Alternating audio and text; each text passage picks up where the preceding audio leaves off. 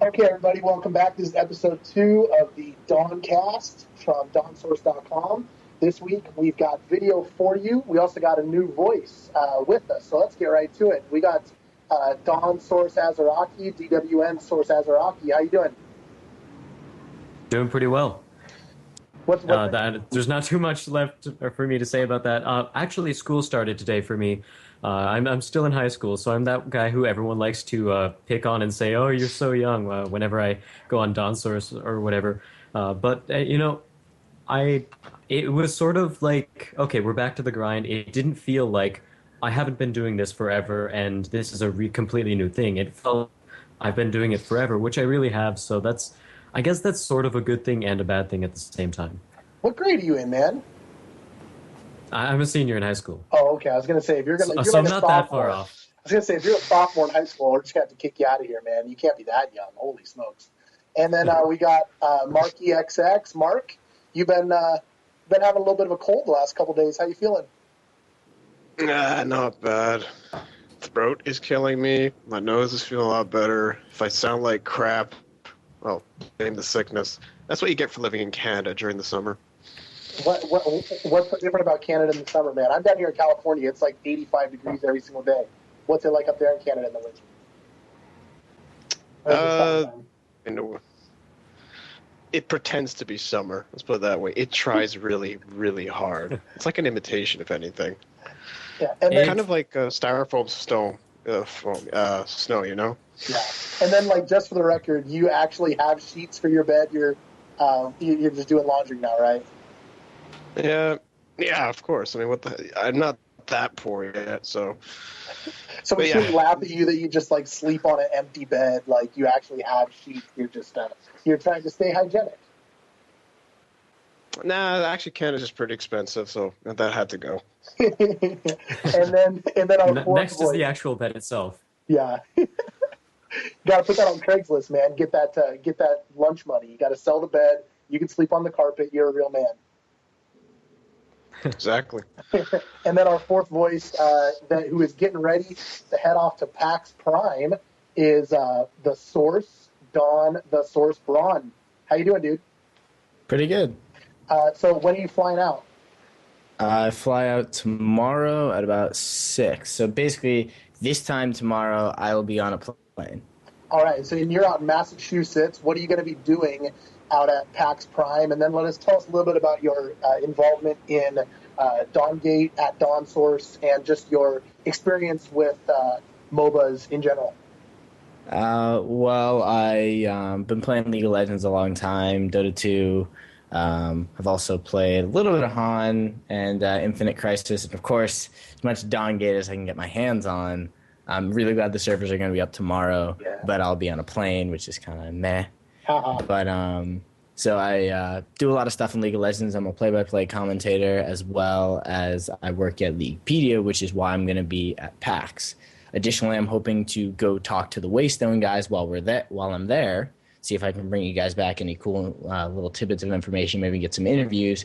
But I'm mostly going to be there to cover the League of Legends North American NA regionals, the qualifiers to go to Worlds.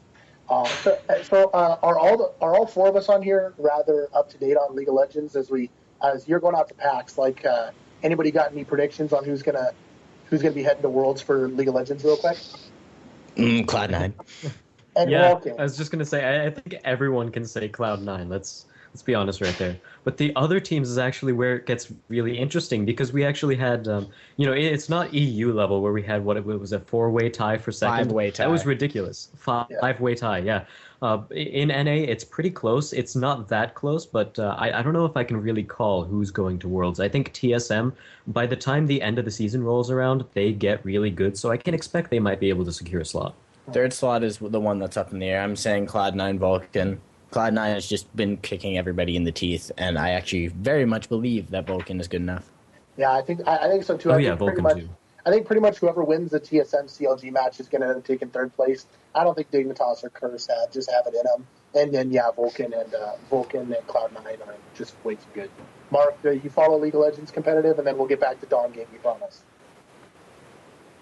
Not really. I'm too busy playing every other game on the planet, good or bad, just to say if it sucks or not. It's the game reviewer blood in me, you know?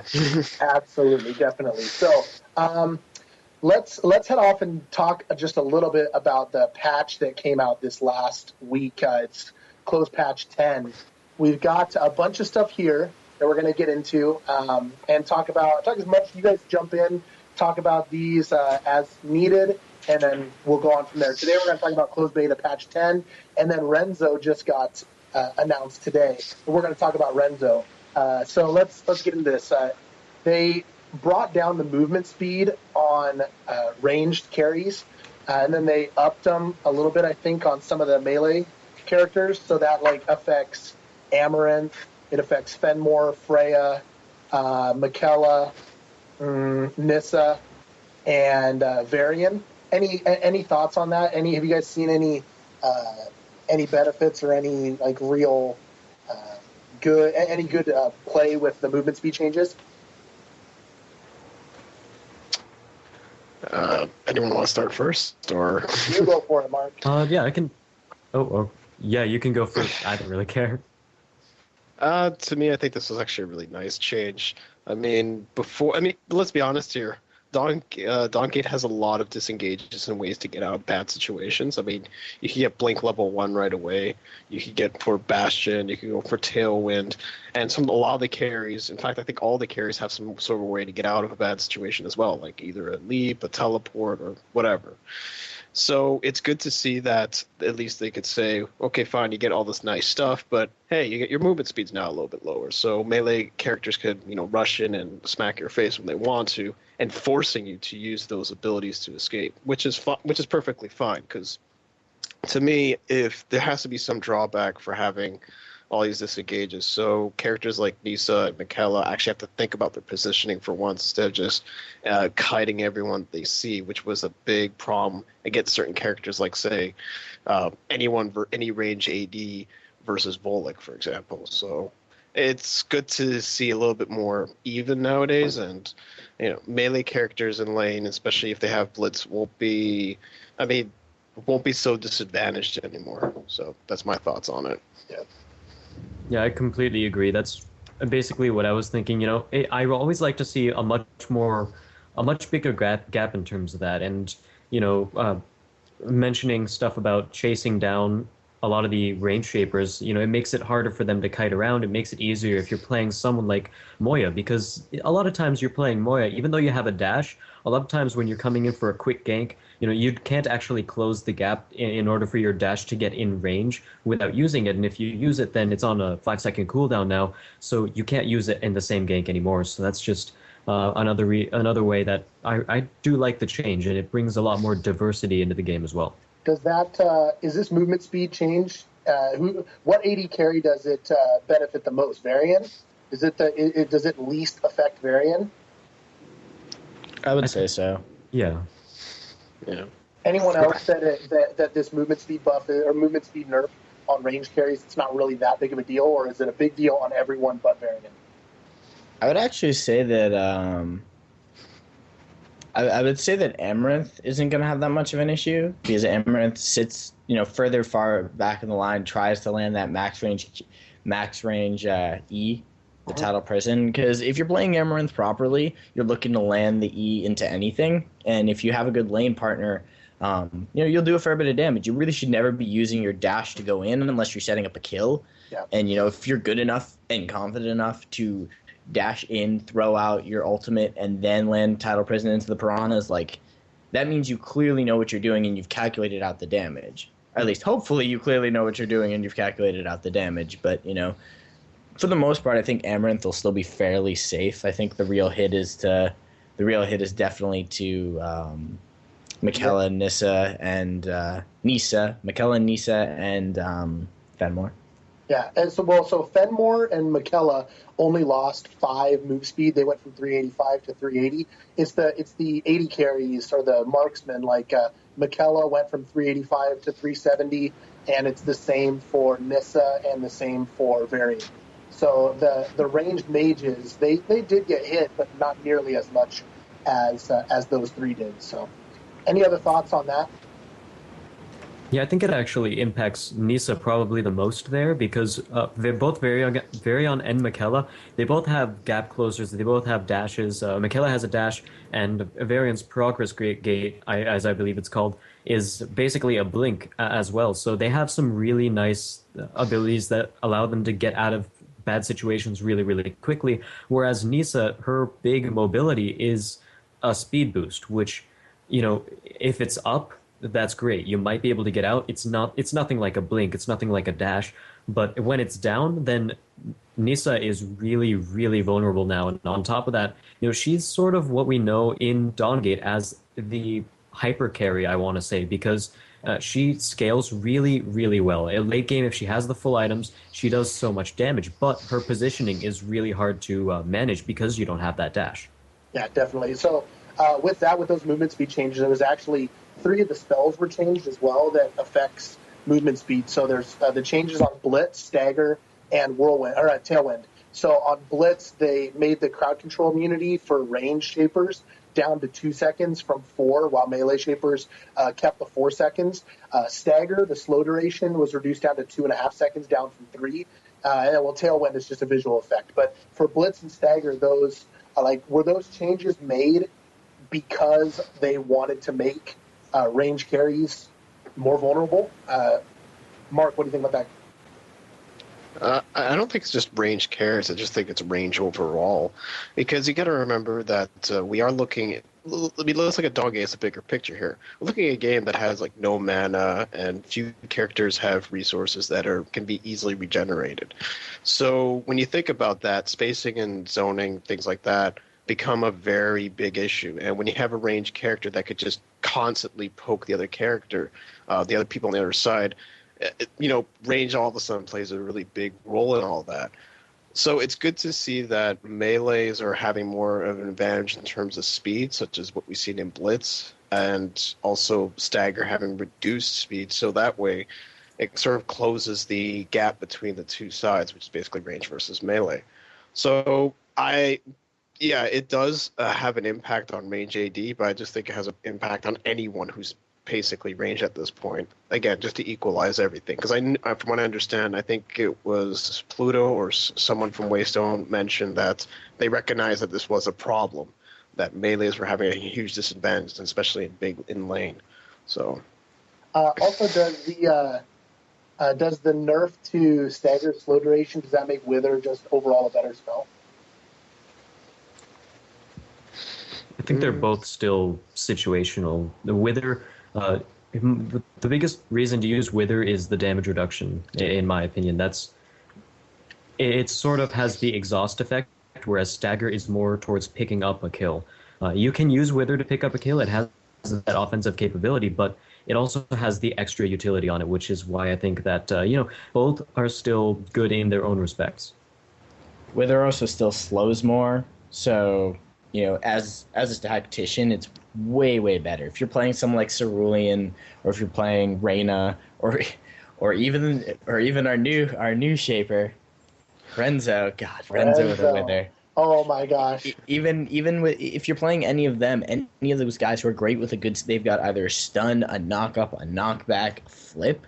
Having that extra bit of slow and the damage reduction, a lot of times, if someone gets flipped and they're stuck in that situation, if a Cerulean has lined it up properly, if it's in a lane, if he's got them body blocked, then they're going to turn and fight him. That damage reduction just cripples all chance of hope. Is Wither a better spell level 1 than Stagger now? Yes. It was a better spell level 1 in terms of slow and utility at the beginning. I mean, the damage was nice, but the damage isn't something like an Ignite in League of Legends that at level 1 is going to literally obliterate someone. Like a level 1 Ignite takes out 2/3 of your health, or takes out a third of your health bar and does healing reduction, so none of your regen matters. In terms of Dawngate, the Stagger, it did damage, but it wasn't as good as the slow. 25 damage level 1. Yeah, it maxed out at something maybe really 200. Small. Yeah, and not to mention the fact that I'm almost positive the damage wasn't true damage either. Okay. So it had to go through armor and reduction. I think for the most part, if you're picking Stagger for the damage in the first place, that's pretty questionable because it's very rare that you're going to be able to secure the kill with that extra, what is it, 30 damage early game? Or was it 25? I don't know, something really small like that. 25. But either way, if you're using it to pick up a kill like you would Ignite, I think that's just the wrong use in general. The damage is a little bit nice. A lot of times, people do get away with a very small amount of health, but you shouldn't be banking on it. You have to be able to use the slow in order to make use of it. And now, like you guys said, Wither is looking like a much stronger ability right now, or a much stronger spell, rather. At least for tanks. At least for tanks. Oh, yeah. Yeah, like somebody that wants to get up in the face, level 1, level 2, level 3, like Reyna or Cerulean, Wither, got to make it happen with Wither. All right, Desecrator, and actually all the tanks are having their haste ratios reduced from 0.6 to 0.5. So that's on Reyna, and that's on Desecrator. So let's talk a little bit about Desecrator's nerfs. So we got base damage reduced on Forgotten Tombs, the Q, and the base damage on the first gravestone was reduced at later levels, and the slow duration on the W, Chilling Presence, was reduced to 2 seconds, down from 3, and then they updated the tooltip. I know, was it Mark? You're a Desecrator guy, right? What do you think about these changes? Was he really that fun? Yeah. It's no surprise whatsoever. I mean, Desecrator was always like the go-to guy. Basically, if you want to win a game, you pick Desecrator. Although that sort of changed when Reyna entered the field, because now it seems to me, I mean, this was just based on personal experience on the last beta. It seems that I saw a lot of Reyna and far less Desecrator in Cal. But that being said, Desecrator, I always felt that he was a really ridiculously strong character in the first place, so it wasn't that much of a surprise that he's been getting a lot of nerfs lately, so I just completely agree with it. I mean, I love the guy, but even I know that there should be a limit, and hopefully this should be the last nerf, but we'll see. Yeah, good. Yeah, thanks for bringing up Kel. Kel also got his haste ratio on all his abilities reduced down to 0.5 from 0.6 per point of haste. So any other thoughts on Desecrator? I like Desecrator. I've been playing essentially Reyna nonstop when I used to play Desecrator. So, any other thoughts on him? When I'm going Tactician, when I want to play Tactician, or when it's the role that we need, I usually play Desecrator, and I think that these are some pretty I wouldn't say needed, but they're good nerfs. Ones that I would agree with. Where I think in general there just might be a little bit too much in terms of the big poke damage coming out from the supports. We'll talk about Reyna a bit later, but Desecrator, he could actually do a ton of damage to you alone, and that was without your carry, your gladiator following up with that either. If you could land your abilities, then it would make every trade worth it, because they couldn't really do too much to fight back. If they get knocked up, you can't really do anything during a knock-up. So this is going to make trades, a little bit less worth it. And it's not a big damage change, but I think it's enough, and you'll notice it over time. Definitely. Braun, any thoughts on Desecrator? What do you think about Desecrator? He is the CC bot.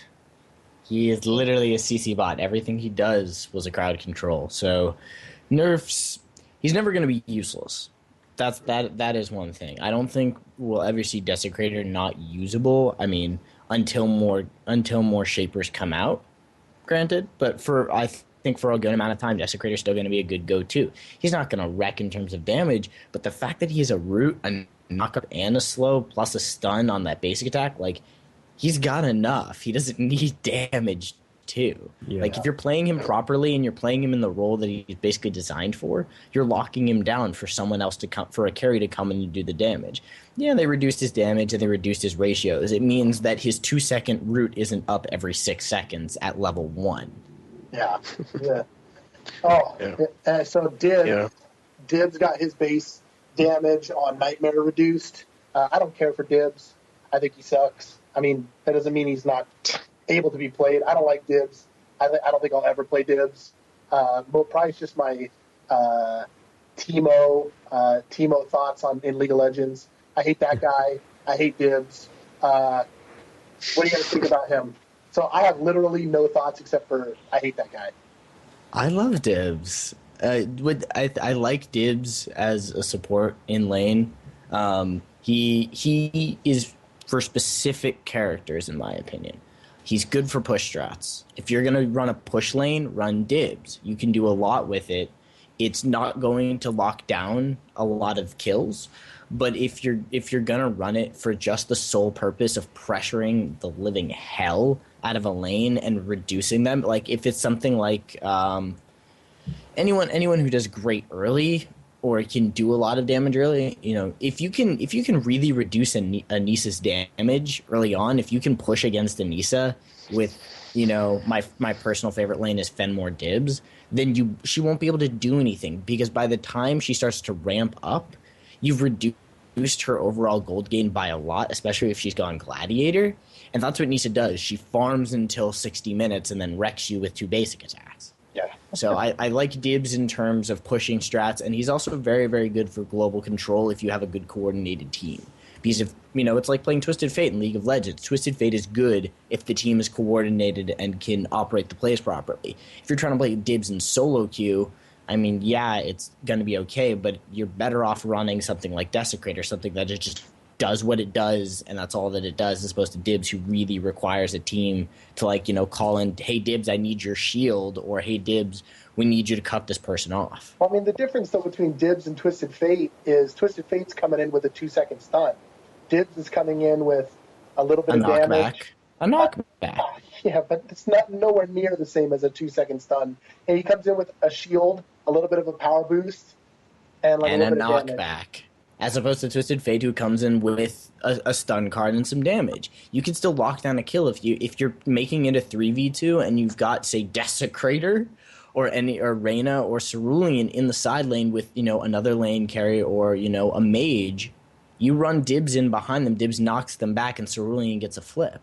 Like, you can still make the 3v2 or the 3v1, or you can make the uneven numbers good if the team is there. I wouldn't run him in every single strategy, and I wouldn't run him on every single team comp.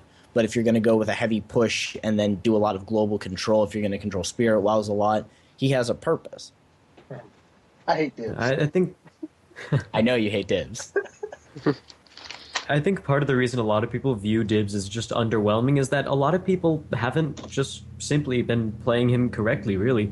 And, you go into a game and say you're not too experienced with MOBAs, maybe you don't analyze it as deeply as some of us do, but you see a Dibs on your team, he's not playing Dibs correctly, but you don't really know how to play Dibs correctly, so you don't know the guy's playing him incorrectly, and, he doesn't do very well, you don't notice anything he's doing. Then you say, oh, Dibs is a pretty bad champion. I'm not saying that you're doing this, Jake. I don't actually know your experiences with Dibs. I don't know if you played him before. But all I know is that a lot of people have been playing him incorrectly. And, a lot of that has to do with his ultimate, a huge amount. And a lot of people I've been seeing use his ultimate as an escape. They don't really realize the potential of it. And treating it like a Twisted Fate ult is pretty good, because then suddenly you're there. You've turned the fight into your favor. And on top of that, I think a lot of people also forget about when he activates his ultimate, everyone around him gets a huge buff. I think that is being underused as well and undervalued for the most part. So I think if you can play Dibs really well, then you'll have much better success. But a lot of people aren't really doing that right now. They're just trying to... excuse me for saying this, but they're YOLOing into a fight and using their ultimate as basically the safeguard. Oh, I can jump into this fight 4v1. I'll just use my ultimate to get out. But then you don't have it to turn a fight for the rest of your team later. So I think that's one of the big problems with Dibs players. This is how I see Dibs played. He can't hit his Nightmare in lane, and then he uses his ultimate to try to capture Spirit Wells, and that's it. That's how I see it too. Here's the real issue with Dibs players. It's the same issue with League of Legends support players. Support is probably one of the hardest roles in League of Legends, and nobody treats it properly. Yeah. Not only do you have to not only are you in League of Legends and in Dawngate tasked with keeping control of the map, keeping vision on the map, a little less so in Dawngate, and supporting your team. Your job is to make sure everyone else doesn't die. You're responsible for 4 other people's mistakes. And that is why Dibs is such an underwhelming character for so many players, because it's a support. Most people hate supporting in League of Legends anyway. You will probably realize that I am adamant about this because I am a support main in League of Legends. I actually think that three of us are. You poor soul. Because I am too. I'm a support player in League as well. Your Dibs hate aside, you understand what I mean. Definitely. Dibs is not an easy character to play. Granted, I think his ratios and his kit's a little off for what they exactly want him to do. But, I can understand the hate of Yordles. I hate a lot of... I hate a lot of Yordles, and I agree with the odd one's sentiment on Yordles. Yeah, I think thematically I more hate Dibs, and I've never played against a good one. Yeah, the only ones I've played, they can't hit their Q, and I've never seen them use their ult properly. It's either to escape, like you said, Azaraki, or they're like, we're engaging a fight bottom, or they're sieging a tower bottom, and then he just flies off to a spirit well and abandons his team, and then we can just engage, and then we win the fight. And it's like your Dibs just left you to go apply global pressure somewhere else, but there was already global pressure when you were sieging a binding. So it's like I just shake my head at bad Dibs players. I'm sure that played well, he can be very good, but I've never seen it played well. And then thematically, I think he's just a jerk. In those two sort of situations you described, the passive. Well, not passive, but like I said before, the aura on his ultimate is completely wasted. Yeah, you have to be near your team after you use the ultimate, and that's what really sets him apart. Now, in terms of the change, reducing his damage on Nightmare, yeah, I agree with it. I don't want supports in this game to be, let's do as much damage as we can. But I think that he could use some slight buffs, actually, where instead of giving him more damage or anything like that, make his shield speed people up a little bit more, or make him slow people down a little bit more. Yeah. Just very small changes that you might notice over time. You might, it just makes that little bit of an extra difference that it makes him a much better shaper in general. Yeah. Okay, let's fly through the rest of these. Yeah, let's fly through the rest of these. Moya, the slow on the ability applies, will now affect all targets hit by Fate. Okay, so the slow on the shock will now affect all target hit by Fate. And recharge, the healing on the ability, will now apply to all targets hit by Fate. So while we think about Moya, and then we also we'll talk about Fate. So Fate now specifies that it does not propagate effects that are listed as applying only to the primary target. So we have a change on Fate on the bounces that affects Moya, and then everybody else that wants to build Fate. Any thoughts on that? I'll leave Moya to Azaraki. Yeah, I've played Moya a little bit. I like this change. It gives you more to your kit, because before it was WQ, EQ. But, now there are maybe some situations if you actually end up building Fate, which I think is a little bit niche on him. You have to be really late game, or just there has to be a really specific situation for you to build its second or third item. But if you get to the very late game, you can use Shock for more than just dashing through people with Bolt. You can also keep it up and get 3 or 4 auto attacks down where you're slowing 3 members of the enemy team, which is pretty substantial, and in some cases better than stunning maybe only one that you can actually reach, because they're all spread out a little bit to the point where you can't hit them with Bolt. Same with your E. It gives you a little bit more options there, which I always like if you can play Shapers many different ways, and I've liked that in Champions and League as well. All right, let's keep going so that we're not going to make this an hour-long podcast. So, and any other thoughts on Moya? I played Moya a little bit this last patch, even when her ult was bugged to where you couldn't reposition on her ult. I love Moya. She's fantastic. Or he? Moya? She. Okay. She. I think she's great. She's fun. Anything else on that? No. Okay. Nisa, Final Flight. Base damage of the ability reduced per hit, down 25 per level. I mean, just damage nerf on Nisa. Anyone want to argue that she didn't need it? It's not even that big of a change. I would if we had time, but no, actually. Not for not in any legitimate statement. Okay, and then Reyna, Shockwave, base damage on the ability reduced by 10 per level. I think this is huge because that E is just monster in lane for poke. I think it's fantastic. So the nerf, I think, was necessary. Yeah, Reyna's still a monster. Reyna is still a monster, though. Reyna is still a monster. She's still a monster. Will she ever not be a monster with that ultimate? No. Okay. Just the fact that she has the ability to reduce everything in front of her, it's an awesome way to play the game, and I love the mechanic.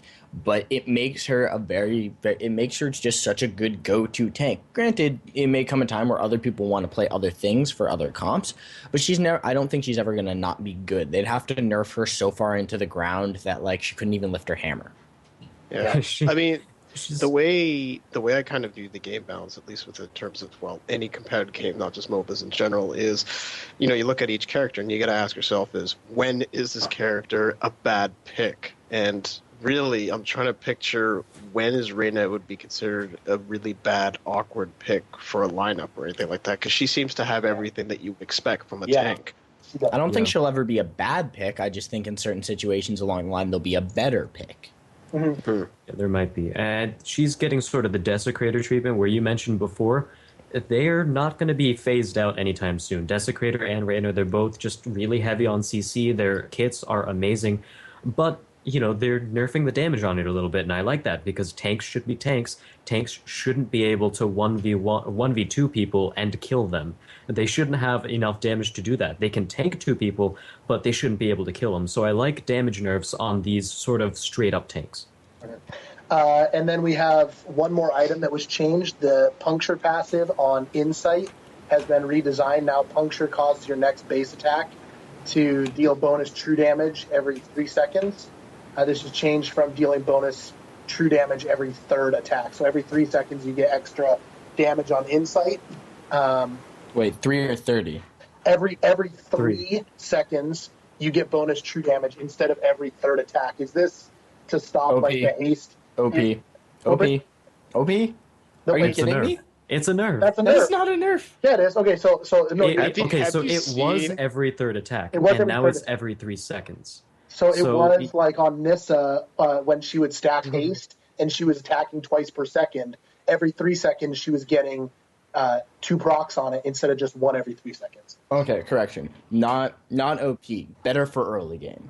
Because picking this up early when your attack speed is much lower. I'm just thinking about this from early game. If you rush this after picking up aggression and, either desire or whatever the other freaking lifesteal item is, consumption. Yeah. If you have either desire, consumption, aggression, and then you rush into that by about 10 minutes, it's a nerf to Nissa's late game, and I think it's definitely a Nissa nerf, overall, but I think it opens up the item to being more viable for more characters, especially in the early game, and I would actually build it on a couple of melee bruisers now. Okay, and then the last change was to Resonance. The base damage of the passive was reduced from 18 to 14 at the end of the game, and the power ratio on the passive was cut in half from 0.075 to 0.03, and Resonance only applies to the primary target now. So if you have Fate, you're not gonna stack Resonance on the whole team. Does this make it something you don't want to take, or is it still good for range auto attackers? I thought Resonance was kind of meh to begin with. Okay. I would have to agree. I think the only thing they really needed to do was cut down make it so that it's only the primary target. I think that is completely fine. It made sense on dibs. Makes sense on dibs. It's a dibs passive. Right. And then let's see. While we're talking about perks, let's go back up. The new ping system, the ping wheel, danger, attention, on my way, missing, retreat. The smart ping wheel. I love it. I think it's fantastic. Makes it easier to communicate. When you're in the middle of the fight, you can communicate stuff instead of having to be that dumb guy who tries to type out in the middle of a team fight and get yourself killed. I think it's fantastic. And the fact that it's in the game so early, and when it took League of Legends 2.5 years to get a ping wheel in. I wouldn't say it took them 2.5 years. I'm saying they didn't care until 2.5 years. Honestly, the progression of League of Legends in terms of things like spectator mode, and smart ping, and pretty much every additional thing that they have iterated into the game has been when it seemed like a good idea. Because for a very long time, communication wasn't big in non-high level competitive. It wasn't until season 2 that it started getting to the point where the separation between high pros at 2K elo and scrubs, that's when it was huge. The separation between those two tiers was insanely large. Dawngate, they have to iterate it in so quickly because you've got pros, you've got novices, you've got intermediary players. Everyone's getting into the game a lot faster as opposed to League of Legends, where MOBAs were not as popular when League of Legends started. Yeah. Mm-hmm. Like, they have to cater to the more recent developments. Yeah. I think Marky has something to say about the ping wheel. I love it. Okay. I'm sorry, but I play a lot of solo queue, and one of the most annoying things I find, it's a pet peeve of mine, is lack of communication. Nobody says anything, and then things go haywire. And you got to remember that the MOBA genre is a very teamwork demanded genre, much more so than most other games that we've seen. It's one of the reasons why there's such a big esports scene on it. It's sort of like playing football or chess, where each player plays a specific role and covers a certain area. So to have some sort of communication in game, whatever, chess. Chess? Chess much? Yeah, whatever. Football, but anyways, soccer, lacrosse. Team chess. Team chess. Team chess. Tag team chess. Team chess, yeah. Tag team chess. Anyways. But so the idea of having some sort of integrated system that goes in where players could easily communicate with one another without using any third-party programs like Raid Call, Skype, GameVox is a nice bonus. And what I also like about it, and this is just more of a, how do I say, presentation thing, I do like the fact that each character also has their own little voiceover for these pings. That's so awesome. That to me, not only does it bring some sort of character in the game, and let's be honest here, MOBAs are focused around the characters, but it also informs the players right away, just through audio, just simple audio, that this character, this player is saying this, So that actually does quite a bit than most people realize. So I have to say that they really executed right. The only suggestion I would make, only one, is they need to put an extra one which says ward here. That's it. Yeah. It would be beneficial, but then you're going to get people who are like, what in the world is that ping? Because only, I think something that says ward here, a lot of people are not going to use it, and then you're going to run into people who say, what are you trying to tell me? But I think that'll develop well. Once, I would say the concept of warding is going to be stuck in MOBAs no matter what, and Dawngate is going to put that into, if they keep warding the way it is and where everyone has personal wards as opposed to buying them, I think they'll fit that into the tutorial, so new players will get that pretty quickly. Yeah. Mark, how much less rage did you have this last weekend because of the ping system compared to the previous weeks? I've improved. I'm a recovering rageaholic. Not just kidding, but in all seriousness, I actually somewhat enjoy solo queue, although they are usually sometimes players who, this happens in every MOBA. They got to pick the DPS, damn the lineup, damn the composition.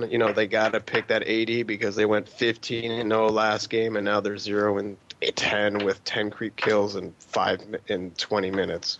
Hey, it happens. Yep. But that's part of that's more a part of the genre, if anything. It's not Dawngate exclusive. Yeah, absolutely. Now, I would like to mention one thing real quick, since we were on the topic of communication, and Jake, you actually brought up, some people saying, hey, what do you mean by ward here? And I just want to take this time, if you are new to Dawngate, if you're thinking of getting into Dawngate, the first thing you should do, as soon as you get into Shaper Select, say, I'm new, and maybe include a little bit extra on that message, but make sure people know that you're new, because a lot of times it'll be your first time playing. I've seen a lot of first time players go into it, pick a random shaper, pick a random loadout, pick a random role, and just do things.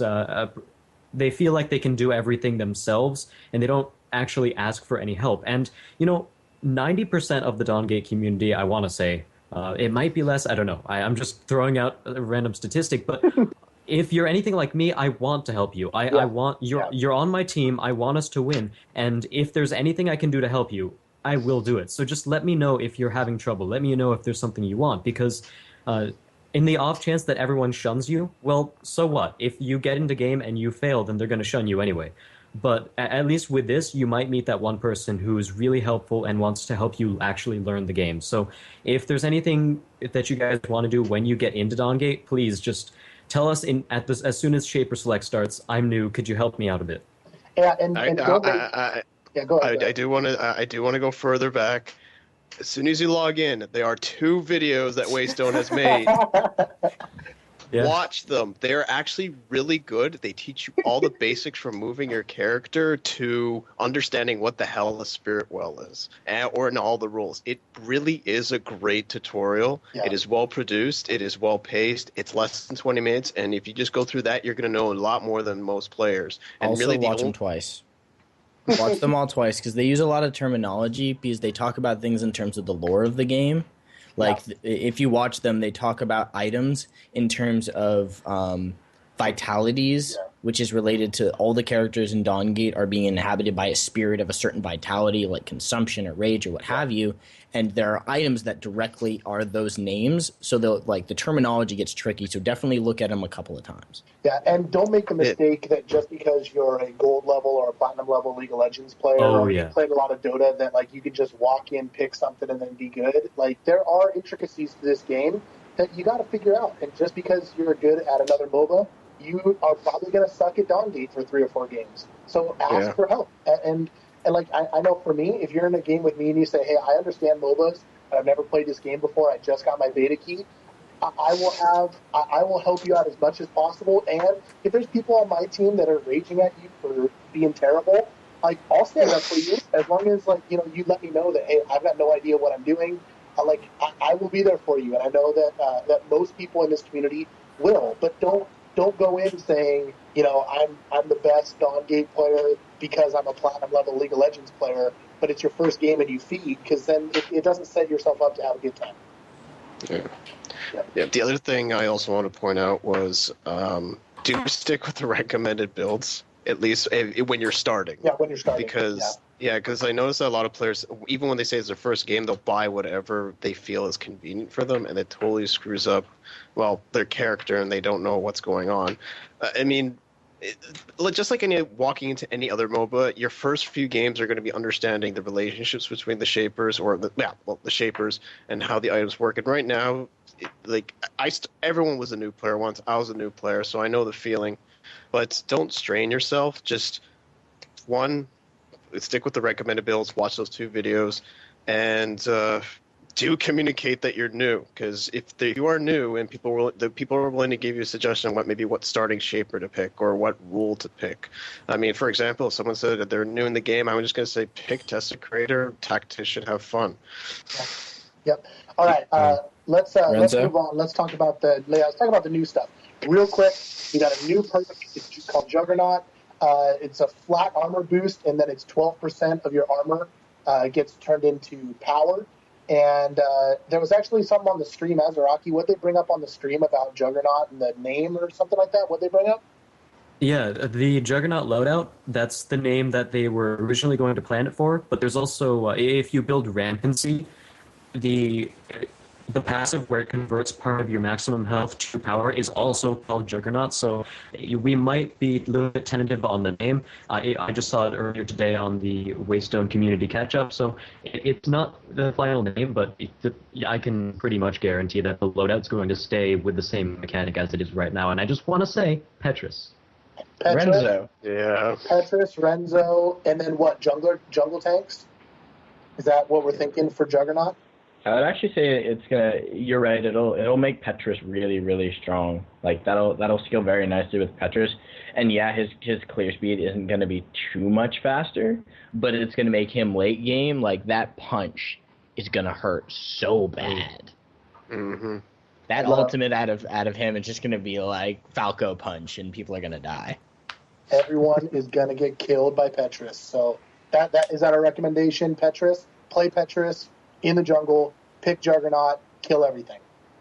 If you can jungle, do it, because your jungle speed will be slow, but your ganks, assuming you land everything, will just be devastating. It'll just hurt. Yeah. I know this probably sounds really weird, but it might even work on some support characters too. Definitely. Is it going to be? Did they say what the armor boost was? Was it like 10 or 11 or something like that early game? I think it was plus 11.5 or something like that, or plus 11.3, and it's 12% of your armor turns into power. From what I'm just recalling off memory now.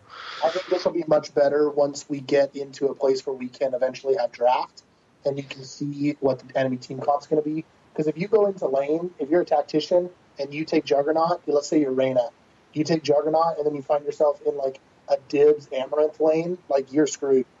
Like you're really screwed if you take Juggernaut, thinking that like you're because blind pick, right? You have no idea what you're going to go up against. But in the jungle on like Petrus or any tanky person, I think Juggernaut's going to be really good. Really good. Yeah, because you can probably start Juggernaut Loda and then Hunger and then Laugh. Yep, absolutely. All right.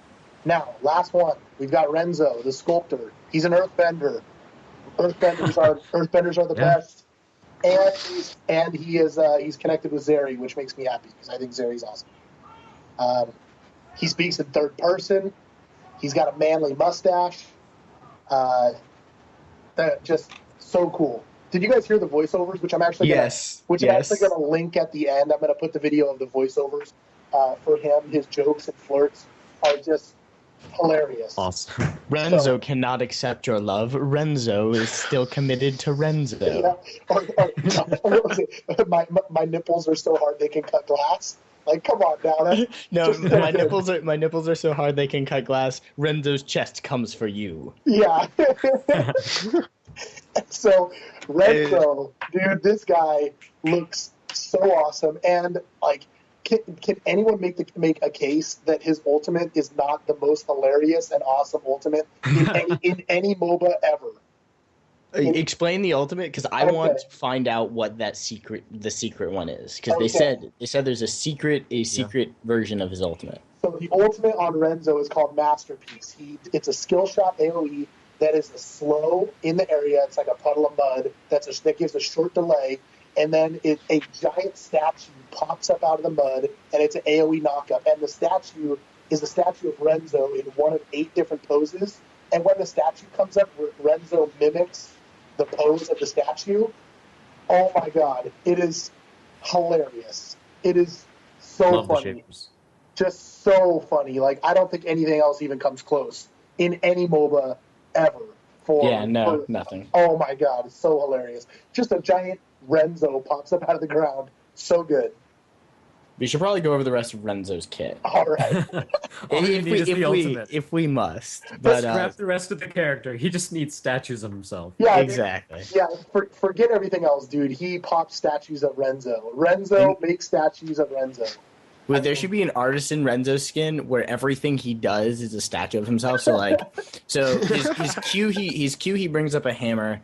Turns the enemy shaper into a statue of Renzo temporarily. Well, no. The hammer. So his Q, he swings a hammer at someone. We'll go over the actual spell effects and numbers and whatnot. But his Q is a hammer. Make it a statue of Renzo. His E is a shield. Make it floating statues of Renzo around him. His E is a skill shot. Is a targeted stun where he shoots a rock at them. Make it a rock of Renzo. I would say, like, once the projectile hits the enemy shaper, turn the enemy shaper for the stun duration into a statue of Renzo. That would be great. So again, the Q is physical damage. It's called Fist of Inspiration is his passive. His basic attacks give him armor, and then his basic attacks against shapers give him inspiration, which we'll talk about in just a second. But that he gets 5 ticks of inspiration that then empower his W and his E once he has full inspiration. So his Q is Inspiring Strike. He swings a hammer and hits a target enemy. It gives 1 inspiration when he hits a minion. It gives 2 inspiration when he hits a shaper. It does physical damage. The W is called, let's see, what's the W called? Inspiration. Renzo's Embrace. Renzo's Which, by the way, is an awesome ability name. Renzo's Embrace. If you just think about the shaper itself, come on. Yeah, definitely. That is a bear hug of doom. Yeah, Renzo's Embrace. So it's a targeted or ally-targeted shield that increases armor. So it's a shield and armor buff. And if it's inspired at 5 stacks, it heals, and it's a rather significant heal that I saw on stream. The E is called Kinetic Sculpture. It's a single-target stun that does physical damage, and it shreds armor when fully inspired. And the ultimate, again, is Masterpiece. It's an AoE slow, turns into an AoE knockup with a giant statue of Renzo. He is a melee support, and he looks awesome. He looks so fun. So, thoughts, first impressions of Renzo, outside of the fact that the ultimate is the best thing ever. Glorious. Renzo he's a support AD, which is something League of Legends lacks. Right?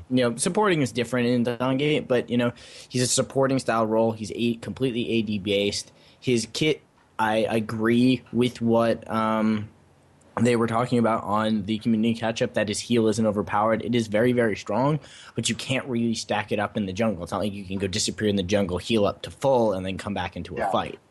Yeah. So I think that makes him fairly balanced. We'll have to see what his ratios are like, see how people can deal with his stun, the duration of the stun, whether or not the duration scales up, which I don't remember if it does, or if it's a static stun. And also, awesome fun fact, if a character, this is really rare, is positioned next to some of the thinnest walls in the game, you can knock them over the wall with Renzo's ultimate. Yeah, that's really fun. Really cool. It's going to be really tough to pull that off. And I think somewhere along the line we'll see that in competitive play where it'll change a fight and win a game. It'll happen. It's like a Gragas ultimate. It's a nice displacement. I think it allows for a cool bit of gameplay because we don't have a displacement in the game that is away from the target. So it's like that Gragas ultimate. And Renzo as a character seems to be awesome in terms of lore. He seems freaking hilarious to play and to watch and just to be in the same game with. Is the statue, is it impassable terrain, or does it just pop up and then go away? Is it impassable terrain like a trundle pillar? While it's up, yes. Okay. All right. For like 1 second that it's up, it's impassable. So I think it will screw with pathing. Yeah, okay. If you try and path into it, I think it'll make you walk around it. And I think also it can be used in Nivea wall style or Trundle pillar style to block off an entrance. So if you get one target, pop them back and block off the enemy team. He's going to be great in terms of fighting in the jungle. Or to throw it in front of your teammates just to troll them, right? Throw it in front of your teammates to troll them. Use it as an escape mechanism for the team. You're trying to disengage, throw up the Renzo ult. No one's going to get by it. Is that a better initiate than Reyna ult? If you could play it right, hell yeah. I mean, it brings a lot to the table. Again, we are talking something that could block the path. It has a very huge radius. So, when you look at Reyna's ult, right, you mainly just you throw it and you stun it and that's it. With this ult, with Renzo's ultimate, you can actually block off paths. So you could actually block off escape routes. So not only are you pushing people away, but you're cutting off their means of possibly their escape and their mobility. So I'm really glad I'm actually looking at this entire kit. I'm actually really glad that this guy exists because the game does Dawngate definitely needs some more CC in certain areas. And again, as I mentioned before, with the plenty of disengages and ways to get out of bad situations. And now Renzo just comes in here and said, screw that. I'm not going to let you guys get away. I do want to bring up another point, although it's a little off topic, but one thing I really enjoy from Waystone is the fact that how these characters are visually designed as well as the lore behind them, and Renzo is just a sign that they actually know what the hell they're doing. His lore is great, his mustache is great, and his kit looks really fun to play, and he seems like such a really fun character with his personality as well. I'm very overall impressed with this, so... Yeah. And we're definitely going to talk about him next week after we get a chance to play. But go ahead, Azaraki. We're going to talk about Renzo next week, too, because this guy, I don't think we can talk enough about Renzo. This guy looks so awesome. Right. Go ahead. Renzo is like the Draven of Dawngate. But going back to, is it better than Reyna ult? I think it's situational, because the thing about Reyna ult is that it's like, go Thorhammer, and instantly, it's much, much faster than Masterpiece from Renzo. And I think... it's going to be easier to see Renzo's ultimate coming than Reyna's. And two last things. One really quick, but Kinetic Sculpture is a target. It's targeted stun, which, I want Dawngate to maybe shy away from too many targeted stuns. A couple every now and again is good, but I want it to be more of a land the skills sort of thing. And one last thing, Reyna's ultimate followed up by Renzo's ultimate. I think you just won a team fight. Yeah, definitely. Well, here's the way that I look at it, right? I see Reyna's ult is, if you put it in League of Legends terms, for many people that are so familiar with League of Legends, I think Reyna's ult is a better initiate and should be used as an initiate, just like Sejuani. But Renzo, this ultimate, I think, is actually better as a disengage or a fight that you have already initiated to absolutely win it for you, like Zyra ult. So it is. I think it's a better disengage than it is an initiate. I think if you throw it in there trying to initiate a fight, people are going to blink or people are going to get out of the way. But if you're able to initiate a fight and go into it like with a 5-on-4, if you can put Renzo ult down, you will win that fight, no doubt. But if you're trying to initiate with it, I think there's a lot of opportunity for the team to get away from it or for it to go horribly wrong. So I think it's better at if you're going to run, you can run a more unsafe carry with a Renzo and be able to use the ult to peel. Where if you're going Reyna, you're going deep, you're going heavy into a fight. You want to ult and then you want to kill people as fast as you can. Yeah. I'm actually just kind of curious. I want to hear your thoughts on this, like everybody. Do you think this would actually increase the, how do I say this, value of the Dispel? Because I noticed that a lot of people don't use that spell whatsoever, but now that we have this heavy... Yeah, I can't Dispel a knockup.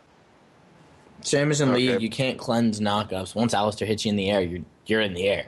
Yeah. You can cleanse and dispel knockback, so in an instantaneous rain, like if rain is queuing at you, you can technically cleanse that in moment, but it's really hard. It's like cleansing, things in League as they're hitting you. You can do it. It's like a guard impact in Soul Calibur. Yeah. Or shield dodge in Super Smash Brothers. We're going real off the reservation here, but. Yep. Awesome. Well, hey, my kids are wanting to come in and play with Dad, so I think we need to wrap up this time. We'll talk about Renzo next week after hopefully we get a chance to get our hands on him this weekend. We'll talk about it more once we get our paws on the Sculptor. He looks just so fun. So I just want to wrap up our time here today. Thanks, guys, for watching. Make sure that you come and check us out at DwnTheSource.com. We have lots of articles. Mark is writing some articles. Braun is going to be getting some video for us and getting more content up. We're going to be trying to give you more and more and more content. So check us out. Visit us on the forums. Add us in game. Come play with us. Our names are on the screen there. If you're looking for Braun, it's Dawn, DWN, the Source. Dawn, the Source. Add us. Come play with us. Let's enjoy Dawngate. It's a good game. It's coming together. And with Renzo coming into this game, it's just going to be more and more fun. So thank you, everybody. Thank you guys for joining me, and we'll be back next week with another Dawncast. Talk to you later.